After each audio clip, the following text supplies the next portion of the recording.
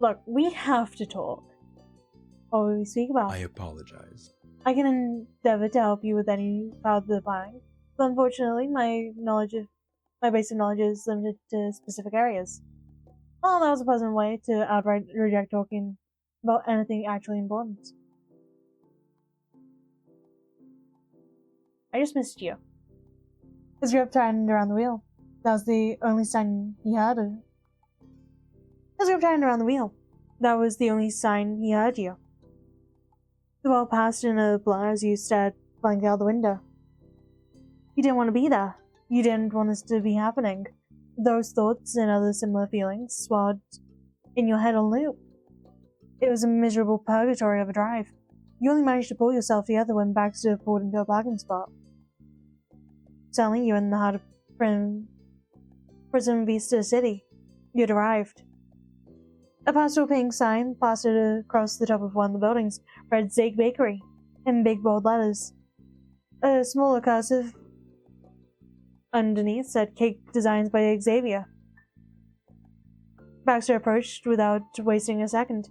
A tinkling bell jingled as Baxter opened the door. He held it out for you. Being in a rush didn't mean being impolite, apparently. You joined him. The design of the sign was accurately alluded to what was to come.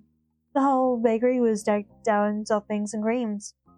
Each dessert in a neat little rose was delightfully delicate.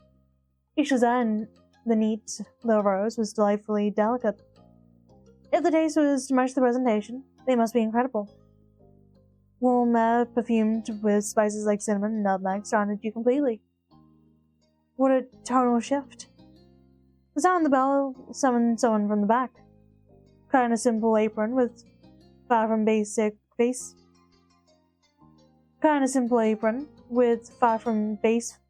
makeup on, and a stylish updo, the employee smiled brightly. At the risk of looking presumptuous, you'd guess that was Xavier. That whole look was made to fit with the overall aesthetic. Even the flowers in their flowing hair looked as if they were plucked right off the wedding cake. Always a pleasure. And Baxter. Welcome. Always a pleasure. Is this a new client? Not quite. But I do have a job for you. This is Callie, a friend of my latest couple. They're here to assist with the preparation of the event. Well. The lovebirds are busy with tasks of equal importance, you see. It was almost astounding how much more naturally he spoke when it was anyone other than you. Though this being about his work also might have helped. Baxter was back in his element. Callie, this is Xavier. They are the head baker and cake artist of this fine establishment. Thanks for coming. It's good to meet you. Xavier's eyes sparkled.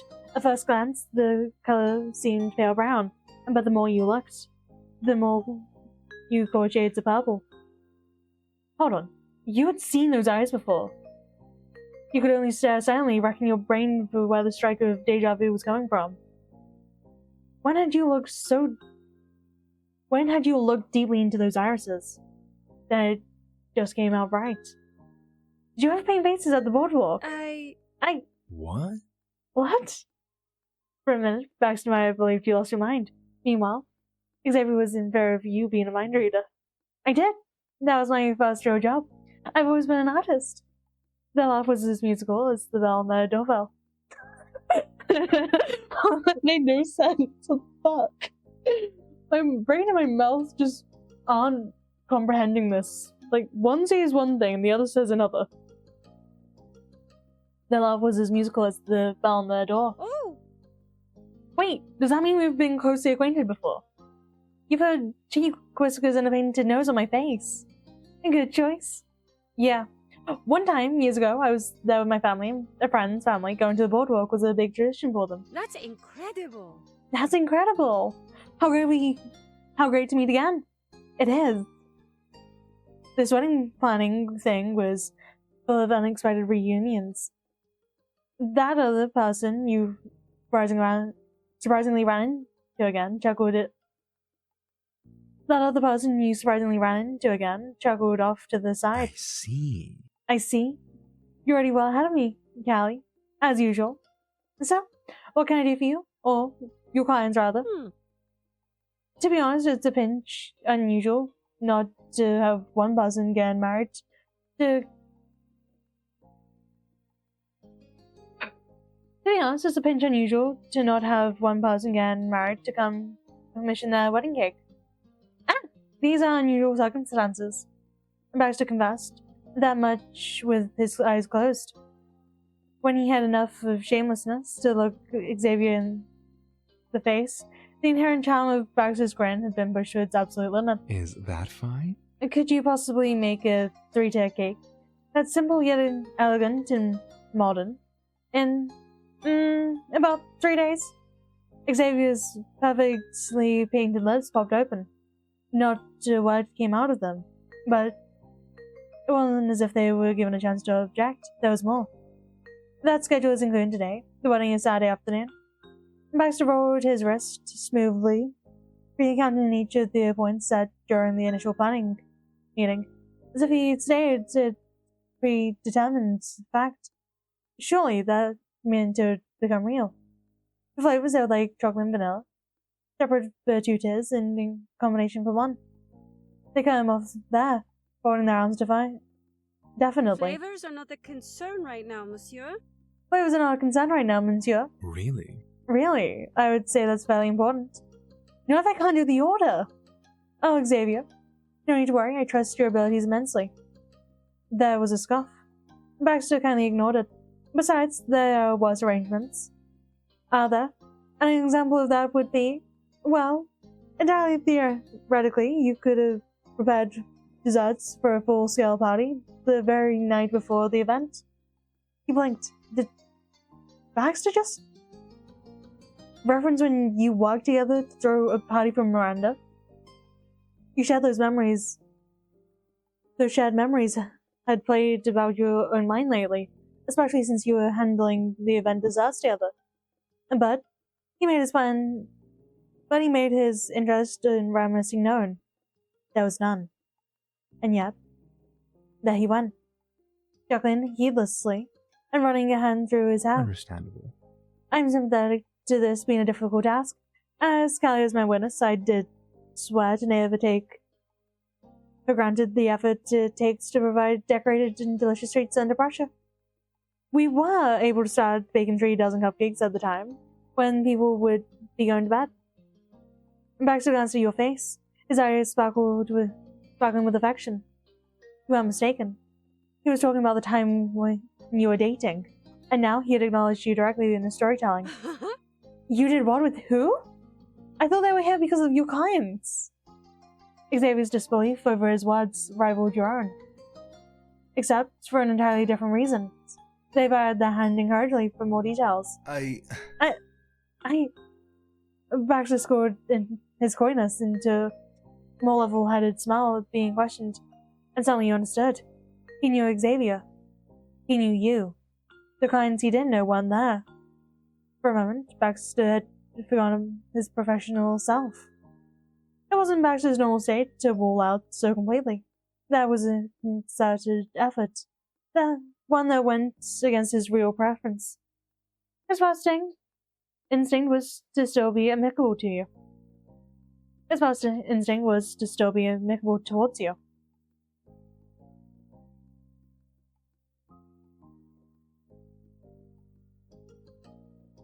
You were silently relieved. It wasn't just you who still cared.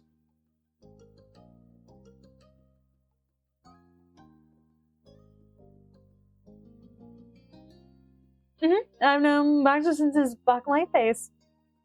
Xavier's eyes widened and so did their smile. Can you elaborate on this phase? But that tangent was stopped short with a demure Let's not get too distracted.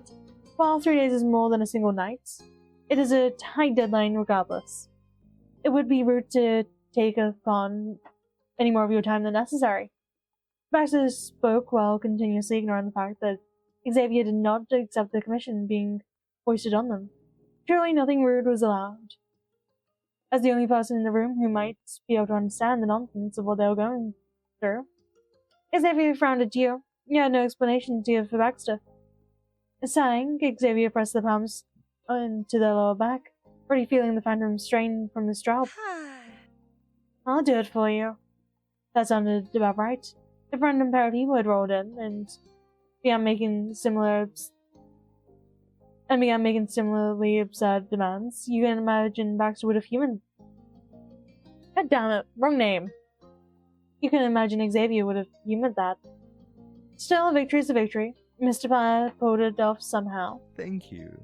Thank you. Thank you so much. You are a lifesaver. Baxter retrieved his notebook from his jacket, not hesitating a second. Xavier matched the move. They had a notepad with order sheets. The wedding industry collaborators began the process of putting in a cake order. All prior decisions were recounted, and Baxter described the pair in question as best as possible. You had a few points of your own to contribute, from being far more familiar with June and Scott. It was...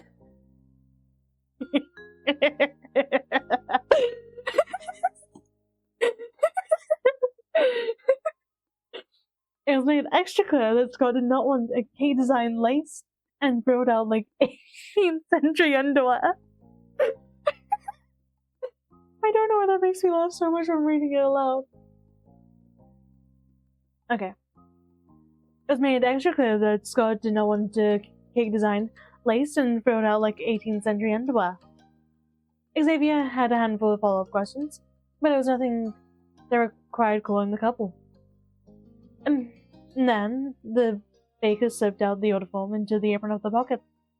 Amazingly, your work there was done. Having a professional do the desserts was really a breeze. Good deal. Good deal. Thanks for stopping at Xake. I better get started. They offered a grin as sweet as any slice of cake. Let's see each other again soon, okay? Not as customers, though that would be nice too. But also hang out after this shared nightmares are all over. Baxter immediately came in with another throat clear, and much higher than before. First of all, Master, you shouldn't call the Adams' wedding a nightmare, even if the circumstances aren't ideal. They have done what they could. And second, you were right the first time. Kelly is a friend of the couple I am working with. We don't hang out together. Xavier's face went blank. They patted ever so slight with a tilt of the head. I'm not sure what you're saying. I'm not sure why you're saying that, but we've got work to do. You two can explain it next time. I can wait. Not good. Not good. Xavier was using Baxter's own strategy against the both of you. He bristled. That simply wouldn't do. With a firm instance and an exaggerated enunciation, Baxter appeared his standpoint. Regrettably, there won't be a next time. The three of us come together like this. Once the wedding has concluded, Kelly will have no reason to interact further. You said we wouldn't see each other anymore last time, and here I am. You bluntness had Xavier cackling. They had no idea what the full context was, but the implication was apparent. Blanks could be symbolized. Baxter shot daggers at you without ever dropping his sparkling customer service smile. That made it more intimidating. That made it more intimidating. How wonderful. Oh, wonderful. Clearly, the two of you will be marvelous friends.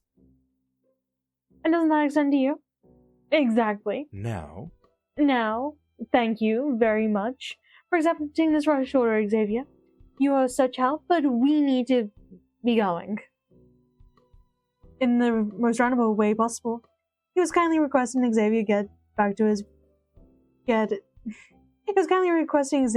his back already. Then he turned that back directly to them, and started out the door without another word. Xavier watched his dramatic exit with their hands stuffed in the big apron pocket. An unexpected seriousness colored their normally bright features. For as playful as Xavier was, they were concerned about their acquaintance, work friend, normal friend. You didn't know where they stood with him.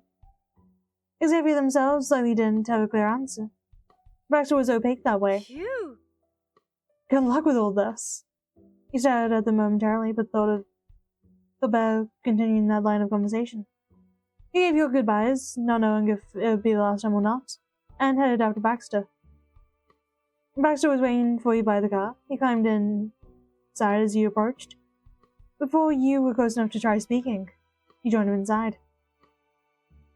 It was tense. Against all odds, being alone in a small space with Baxter had managed to become an even more uncomfortable situation. Seated and buckled, you waited for what he would do.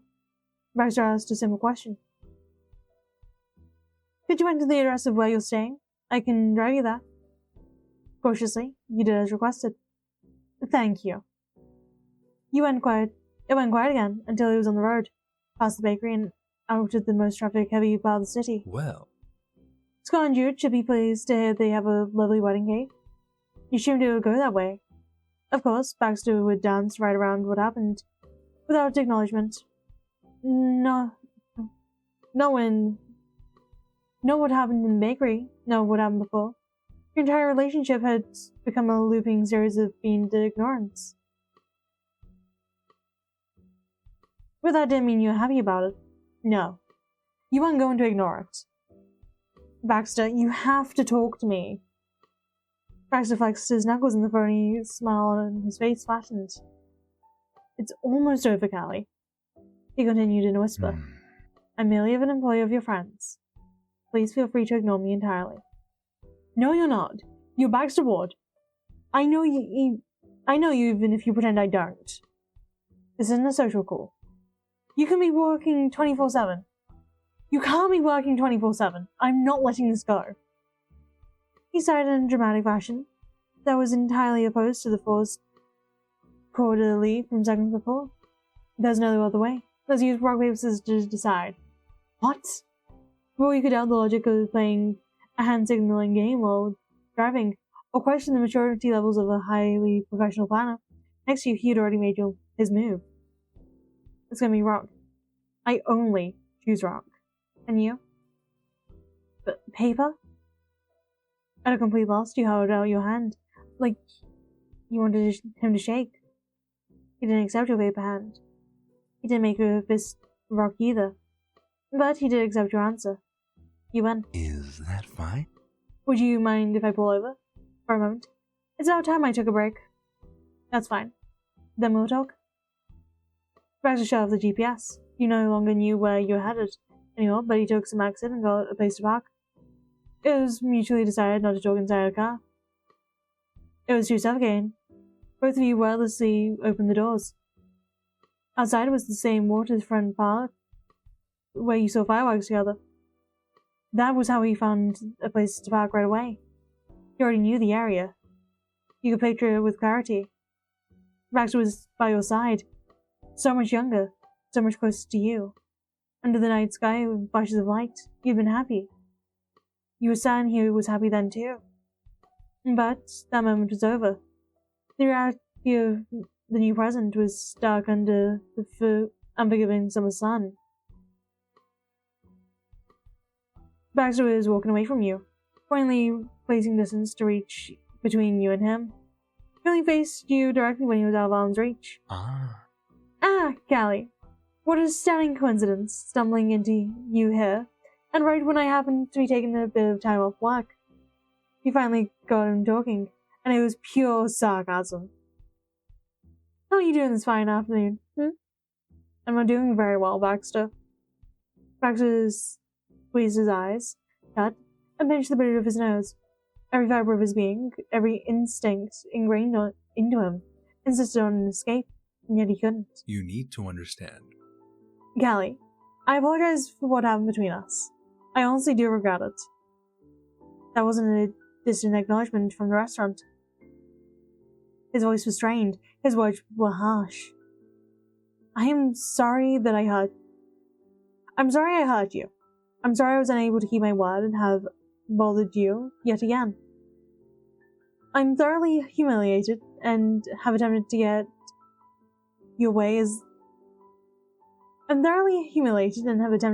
in your way as little as possible. And though I'm unable to quit outright, I couldn't do that to Jude and Scott. I swear. We are both aware that I am fully incapable of making you happy. But in 4 days, you will return to your life bliss-free of my presence. But in 4 days, you'll return to your life bliss-free of my presence in it. Please, tell me. What can I do for you? I simply don't know. He ended his bit of ramble on an emphatic plea. Once again, the Baxter of 5 years ago appeared in your mind, though felt the side of him you known best. Whoever did what... Who know the side of him you know best? Who did whatever he could to leave a good impression? No. You were suddenly 18, standing in front of the home you grew up in, and being told that your boyfriend flat out never wanted to speak to you again. Why had you tried? What did you think would be different? Baxter didn't want solutions or resolutions. 5 years on, he would still rather never face something or someone ever again than deal with a situation that might hurt. I'm not doing this one, but I want to see what his reaction is. I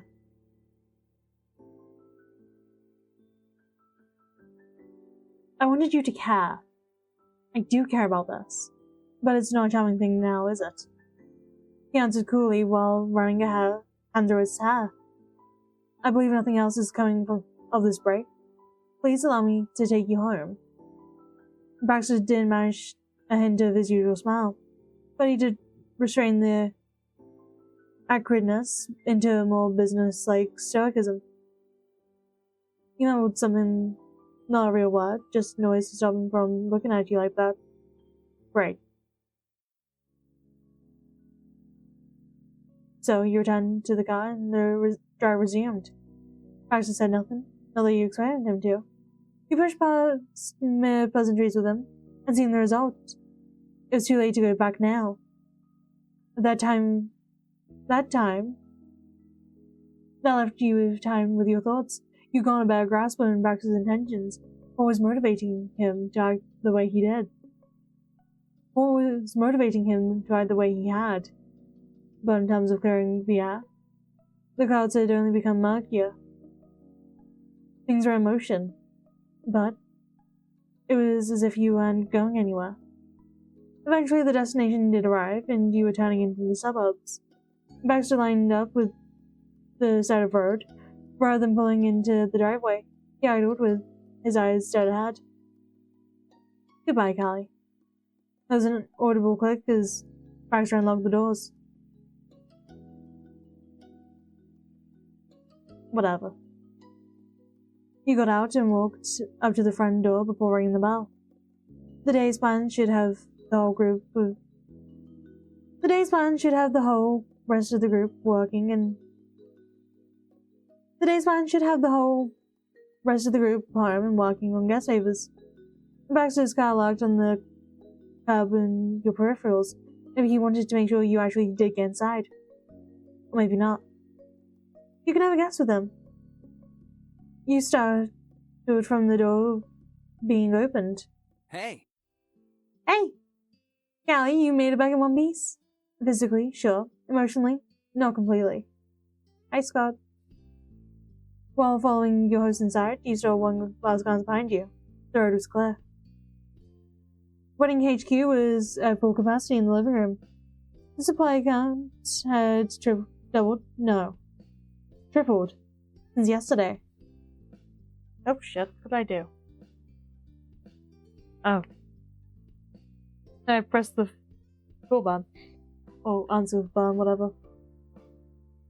And most of it was candy. Presumably they'd gone down the tree tile in the local grocery store and gotten a bag of every single one. The only living human you could see eating a pile of goods was Jude. He lifted a hand in greeting. Hey. Hey! Hi, Callie! Thanks. You're just in time, we're making lunch. The voices of your friends carried over from the kitchen, as did the smell of hearty, fresh-cut vegetables. You better save some for me. We will. So, how did it go in the bakery? Xavier's going to make it. We told them everything you said about it. The bakery was nice. It should be good cake. Thank you. It's hard leaving it all in hands. Thank you. It's hard leaving it all in someone else's hands, but this is gonna work. Knock on wood. He tapped his knuckles against his own head, chuckling. Thanks. You gonna help us with this? To also open his work, Jude kicked the nearby bag of chocolates. Oh, sure, I can. Great. Great, bit fast. Around the table, in between bites of homemade stew, Scott broke down what you had missed. The actual favors were in the treat bags, but part of the job included creating decorated placesetters with the guest's name on it. That would indicate where everyone was meant to sit at the various tables. And technically, the attendee could take a fancy display with their name, but the couple was under no illusions that anyone would actually want to. It was purely for presentation. And basically, the steps consisted of writing the name down in your best handwriting, apply decals to the basic nameplate, and filling a bag of candy with what the person might like. What I hear is, don't write anything, and just apply decals. Oh my god.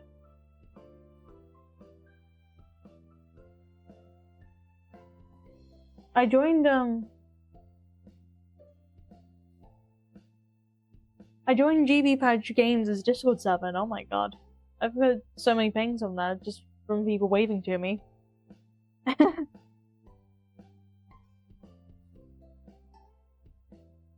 When the meal was done, the full force of the party planning committee came together to tackle the trial of guest favors. No one would stop until it was done.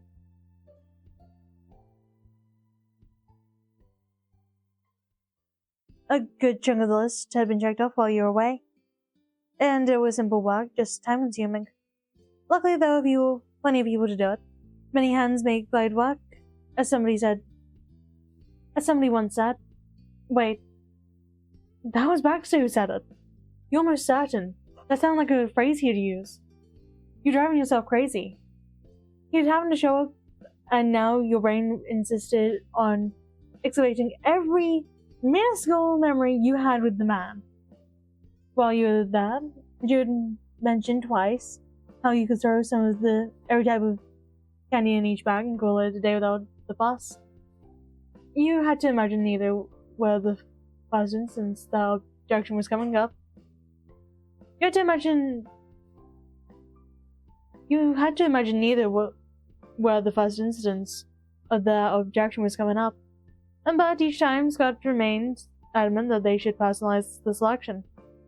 If someone was coming to their wedding, they were important enough to have a treat to their tastes. Very deliberately, Cove's candy bag had been left empty until you'd gone back. You were assigned to do that one yourself. It was easy taking candy away from a baby in order to give those sweets to Cove instead. In the evening, the wedding group chat popped up with a new text. Another entirely casual, exceedingly normal update from Baxter Ward. It was a note that you would meet tomorrow to discuss today's accomplishments and plan the next steps. What you accomplished. Huh. Remembering it made you wince. Of course, that wasn't the part he was intending on discussing.